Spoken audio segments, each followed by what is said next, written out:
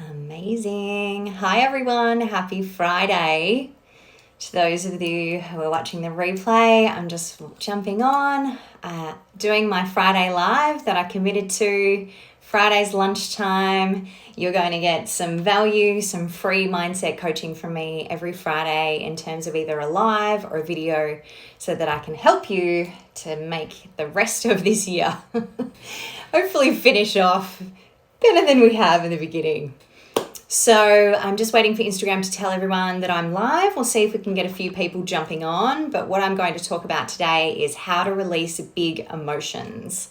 So I know that I've been feeling it in the past week. My clients have been feeling it. And so that tells me that you're probably feeling it too, no matter where you are living in Australia or around the world. Processing emotions, how to release emotions when we get triggered is a question I get asked quite a lot. So I'm going to kick off. Hopefully a few people will be able to join. It is a beautiful sunny day in Melbourne today, 26 degrees. It feels like summer. So I hope that everyone is either, if they're not on jumping on this live, they're outside enjoying this beautiful weather. If you're not in Melbourne, I hope that you have an incredible day leading into the weekend. I love Fridays. I feel like there's just such a vibe on Fridays. There's so much good energy. So I'm going to kick off, and as people start to arrive, I'll start to welcome them. Hey, Kelly Louise, thanks for joining. So lovely to have you here.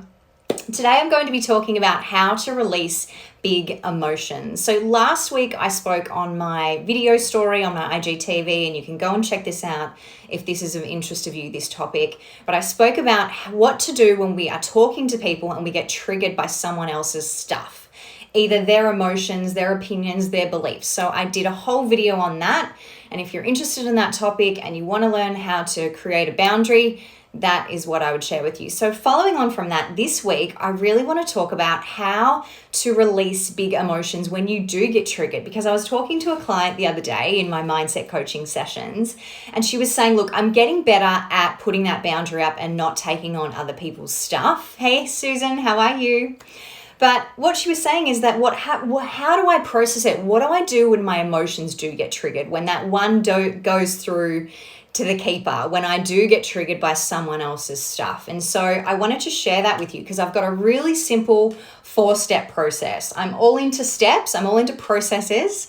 Hey, Susan, because I feel like when we have a guide, when everything feels like chaos in our mind, if we have a guide that we can go to, some simple steps to follow, makes it really easy to be able to feel good quickly. Okay, so I've got 4 steps that I'm going to take you through on how to let go of big emotions when you are feeling triggered.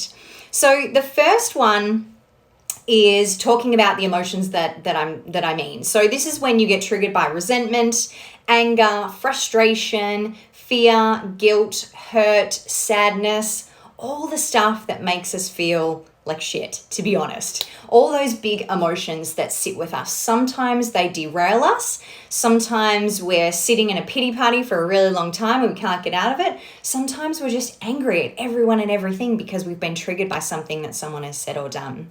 So the first step is always going to be, hey Jade, welcome. I'm talking about processing big emotions today.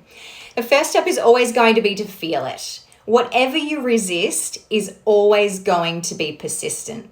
So if you think, okay, I'll give you an example. Last Sunday, I heard about the lockdown ending in Melbourne, and I literally sat in my backyard in half shock, half surreal, half disbelief, and I just started crying. It was like the weight of the sadness had just overtaken me. Yeah, thanks. I agree, Jade. Yeah, you said lots of those in our house. So what happens is that when we hear the news, when we're seeing the numbers, all of these emotions are coming up with us.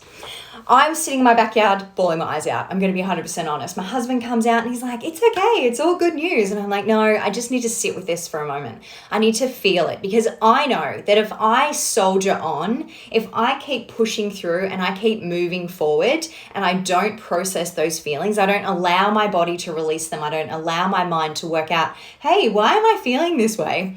And I keep moving forward. Hey, Jacinta, then I will no doubt have a blow up later on. And let me know if this has happened to you as well. When you push down those big emotions, they come up in other areas of life, or they come up in the not too distant future, and you have almost like a volcano effect. That has definitely happened to me before. So first step is always to feel it. Allow what's coming up to come up. Sit with it for a period of time, and cry if you need to, rage if you need to, vent if you need to, because if you don't, that emotion is going to come back in another way, shape, or form, with a fury and a force, normally.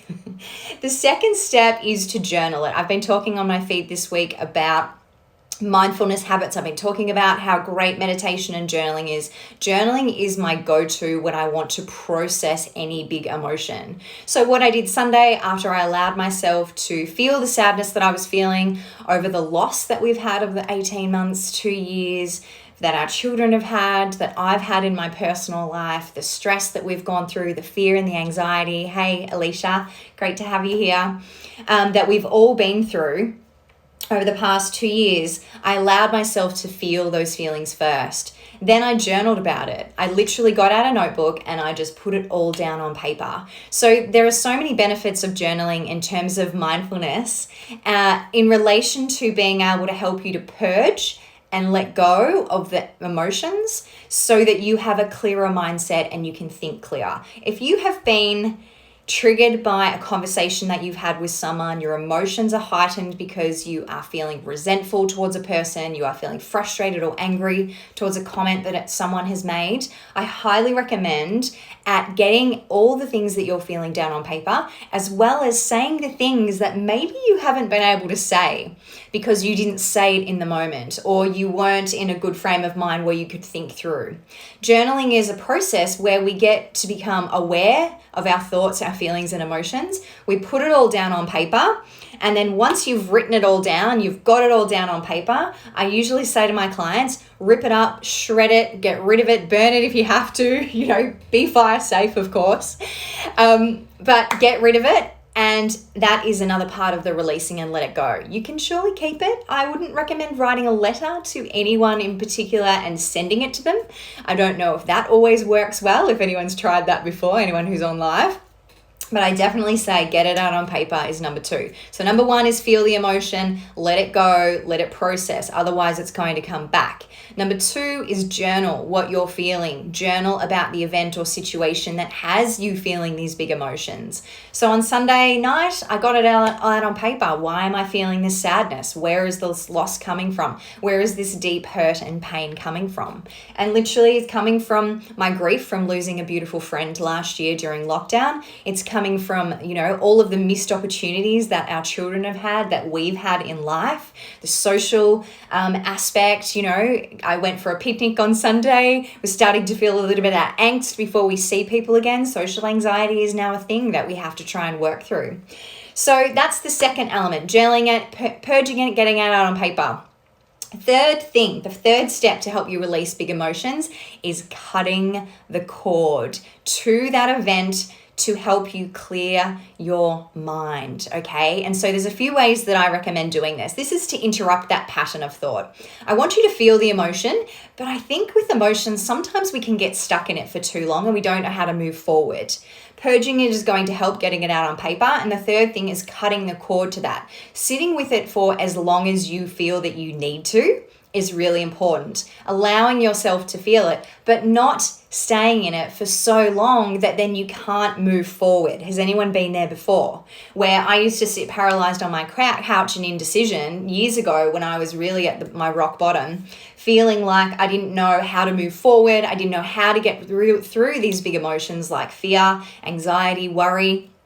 And so what I have learned is that you need to cut the cord on that event or the situation or the conversation that you've had with someone that has triggered this big emotion in you. So how do you do that? Things I like to do: go for a walk, moving your body, exercising, doing something, playing music, taking a bath in magnesium salts is something that I often do when I've been triggered by fear.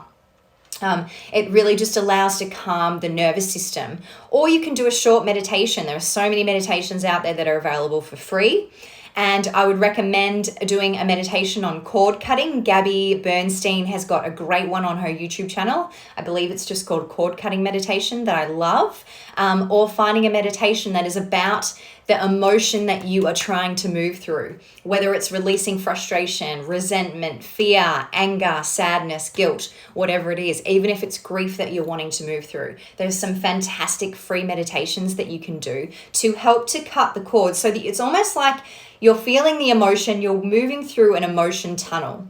You've been triggered by the emotion, you start to move through the tunnel, you feel it, you're journaling it to purge it, and then you're cutting the cord from that event or situation. So let me know if this is resonating with you, if you are enjoying learning about how to release big emotions, and what sort of emotions you're feeling at the moment so that I can help you if you are watching this live, or drop it in the comments below. So my fourth step and the final step is really about after everything has become clear. So you process through it, you've cut the cord on that emotion, and then, thanks Alicia, yes, feeling it. Then I would like you to decide on your next action. This is where we start to empower ourselves. So you felt the emotion, you know that this has triggered you, you've worked through it, and then you get to decide on the next best action. How do you want it to be in future with this person, with this situation, with this opinion that someone has made? What can you do differently in future? And how important is it? Do you want to feel this type of emotion again? Do you want to go through this situation again? What can you do to release it for good and shift your mindset to a more empowered viewpoint where you're thinking about what you want to do next, what happens next, and how that works for you. If you've got any questions, there is a little question box down the bottom. I have no questions yet. And you can pop a question in the comment section if you've got a question about anything that I've shared so far, or if you've got something specific that you want me to help you with in terms of an emotion or something that you've been feeling at the moment. So much of the time we give our power away when we are triggered by an emotion by someone else. It could be a conversation that we've had someone about the hot topic of the moment, vaccines, about the case numbers. You know, I had to say to someone the other day that I don't look at the case numbers. I don't want to know about the case numbers right now because I know that I'm doing the best that I can. Hey, Natasha, welcome.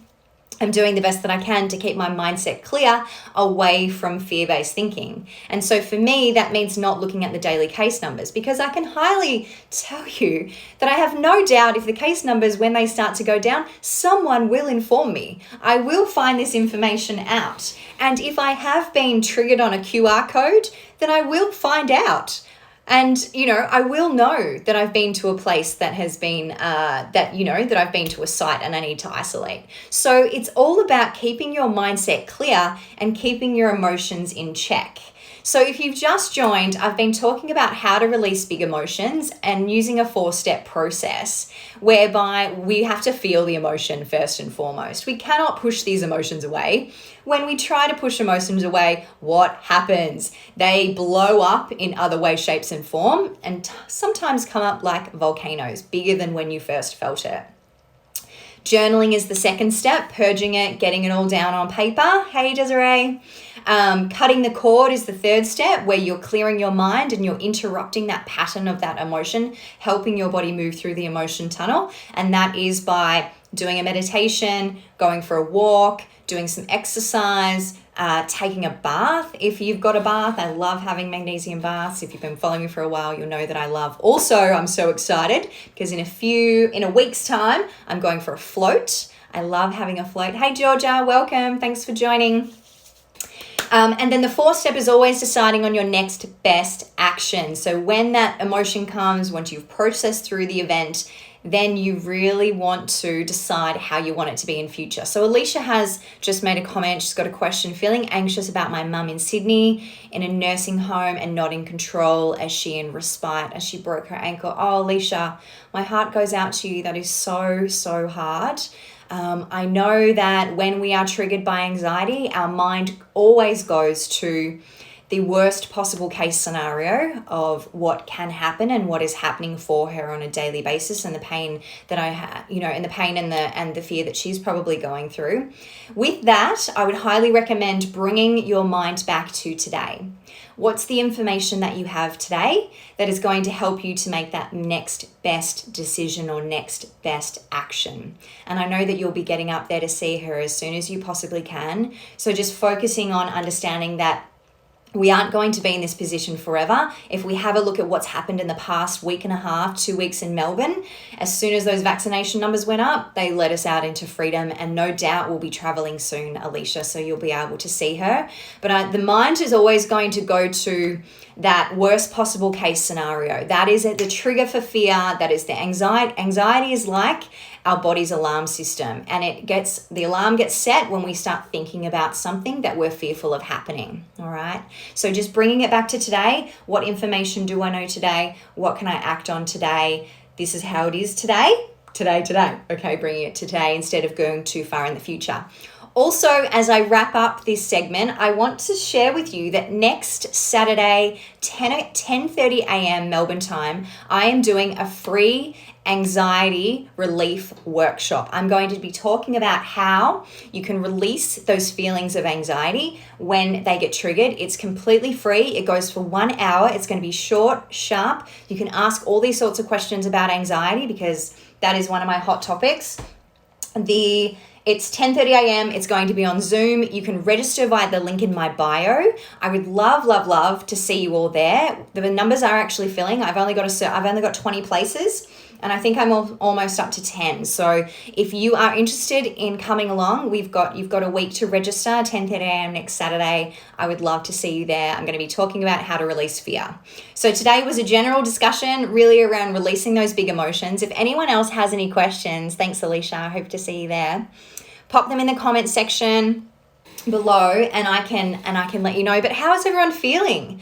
If you're in Melbourne, are you feeling excited? If you're in Sydney, are you out enjoying the freedom? Does it feel different to how you have been feeling the last couple months?